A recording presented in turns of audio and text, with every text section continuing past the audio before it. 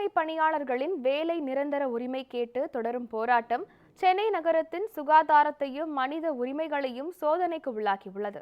இது குறித்து விவரிக்கிறது இந்த செய்தி தொகுப்பு.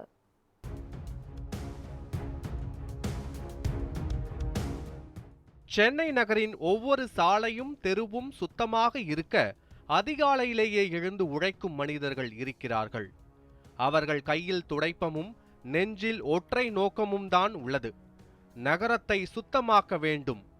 ஆனால் இன்று அந்த தூய்மை பணியாளர்களே தெருக்களில் நின்று போராடுகிறார்கள். காரணம், வேலை உத்தரவாதப்படுத்தாதது, தனியார் ஒப்பந்தத்தில் விடுவது போன்றவை.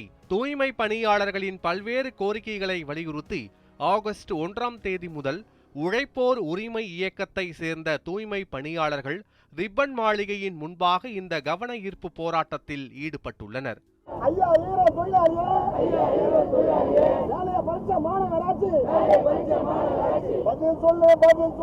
தனியாருக்கு வேலையை ஒப்படைக்க கூடாது, தூய்மை பணியாளர்களை பணி நிரந்தரம் செய்ய வேண்டும் என வலியுறுத்தும் இவர்கள் தங்களின் போராட்டத்தை தீவிரப்படுத்தும் வகையில் பணி புறக்கணிப்பிலும் ஈடுபட்டுள்ளனர். எங்களுக்கு கோரிக்கையானது ரெண்டு தான். ஒன்று, தனியார் மயப்படுத்தக்கூடாது. ரெண்டாவது, எங்களுக்கு பணி நிரந்தரம் பண்ணணும். அதுதான் இப்போ எங்களோட கோரிக்கை. தூய்மை பணியாளர் அத்தனை பேரும் நடுவு ரோட்டில் தான் நாங்கள் உட்காந்துருக்கிறோம். எங்களுக்கு உண்டான பதில் நீங்கள் சொல்லியே ஆகணும். எங்களோட அடிப்படை வாழ்வாதாரம் ஒரு கஷ்டப்படுற வேலை தான். உழைக்கிறவங்களுக்கு எந்த நேரமும் ஓய்வு இருக்காது. நீங்கள் உழைச்ச உழைப்புக்கு உங்கள் முதலமைச்சர் பதிவு கிடைக்கிறா, நாங்கள் உழைச்ச உழைப்புக்கு எங்களுக்கு பணி நிரந்தரம் கிடைக்கூடாதா? எத்தனை நாளாக இருந்தாலும் நாங்கள் இங்கேயே இருப்போம். எங்களுக்கு பணி நிரந்தரம் வேணும். அவங்க எதுவுமே பார்க்கவில்ல, இதுவரை பேசவில்ல. மற்ற கட்சிக்காரங்களும் எல்லாம் பார்க்குறாங்க, கொடுக்குறாங்க, கொள்கிறாங்க. அதோ இங்கே தான் வராங்க, போகிறாங்க, முன்னாடி வராங்க, பின்னாடி கேட்டக்கா போயிடுறாங்க. எங்களை பற்றி கொஞ்சம் கூட நினச்சி பார்க்கல.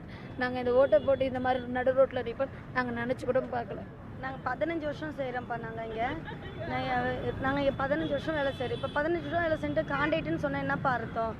தனியாருக்கு போகிறதுனா எங்களுக்கு பர்மனெண்ட் பண்ண வேறு எந்த கோரிக்கையும் இல்லைப்பா. எங்களுக்கு பர்மனெண்ட் ஆகணும்ப்பா. எங்களுக்கு வேறு எதுவும் நாங்கள் கேட்கவும் இல்லை, எதுவும் கேட்குற மாதிரி நாங்கள் நிலைமையிலே இல்லை. எங்களை திடீர்னு ஆகஸ்ட் 1ஆம் தேதியிலேருந்து வேலையை நிப்பாட்டாங்க.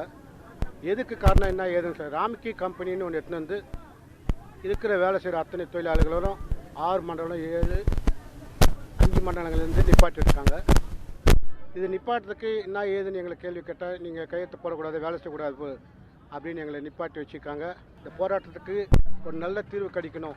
தமிழக முதலமைச்சர் அவர்கள், நாங்கள் இங்கே உட்கார்ந்திருக்கோம், இந்த போராட்டத்தில் எங்கள் வாழ்வாதாரத்தை நீங்கள் நிறைவேற்றுமாறு கேட்டுக்கொள்கிறோம்.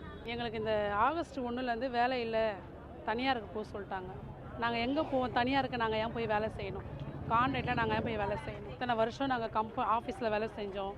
எங்களுக்கு எந்த ஃபீயை பிடிக்கல, எந்த இஎஸ்ஐயில் எதுவுமே இல்லாத 12 வருஷம் வந்தோமா, ஒரு லீவு கூட கிடையாது. எல்லாத்துக்குமே நாங்கள் வேலை செஞ்சோம். கொரோனா டைமில் வேலை செஞ்சோம். கஜா புயலில் வேலை செஞ்சோம். எல்லா இடத்துலையும் எங்கெல்லாம் எங்களை கூப்பிட்றாங்களோ அந்த இடத்துலலாம் போயிட்டு வேலை செய்வோம். இன்றைக்கி எங்களை கான்ட்ராக்டில் தூக்கி போட்டுறாங்களே, நாங்கள் எங்கே போவோம் சொல்லுங்கள்? எங்களுக்கு எந்த கம்பெனியில் இப்போ எங்களை வேலைக்கு எடுத்துப்பாங்க? எங்கள் உழைப்பெல்லாம் நாங்கள் இதில் போட்டுட்டு இப்போ நாங்கள் எந்த கம்பெனிக்கு நாங்கள் வேலைக்கு போவோம்? 23,000 சம்பளத்தை பார்த்துட்டு இன்றைக்கி 15,000 ரூபாய் சம்பளத்துக்கு ராம்கி கான்ட்ராக்ட் ஒரு கான்ட்ராக்டை கூப்பிட்டு வந்துக்கிறாங்க. நாங்கள் ஏன் அவனுக்கு நாங்கள் கொத்தடிமையாக வேலைக்கு போவோம்? எங்களுக்கு பணி நிரந்தரம் பண்ண சொல்லுங்கள்.